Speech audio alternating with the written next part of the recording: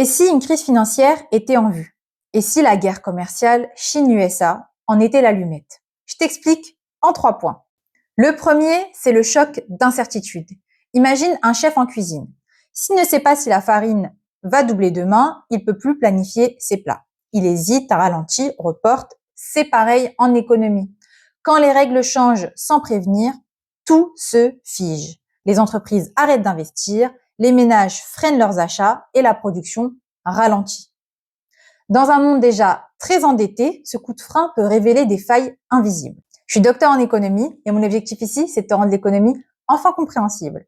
Le deuxième point, c'est l'inflation et la spirale de la dette. Tu as une boulangerie. Du jour au lendemain, la farine, l'électricité, tout coûte plus cher. Et comme tu es déjà à découvert, tu creuses ta dette à chaque fournée.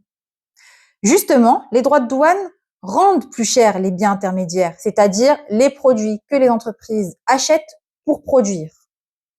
Résultat, tout augmente. Les banques centrales réagissent en montant les taux. Mais plus les taux montent et plus c'est difficile de rembourser. Certaines boîtes vont tomber, les banques vont suivre et le crédit donc va se bloquer. 3. Le marché, lui, n'attend pas.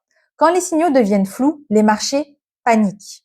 En avril 2025, les bourses ont chuté de 12% en 2 jours. Les investisseurs ont fui, les monnaies ont tremblé et certains pays très endettés ont failli lâcher.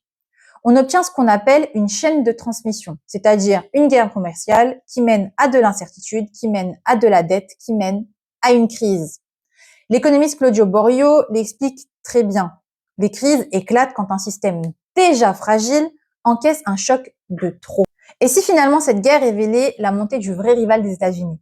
Dès demain, je te raconte comment la Chine est devenue ce rival à travers 7 épisodes, un par jour.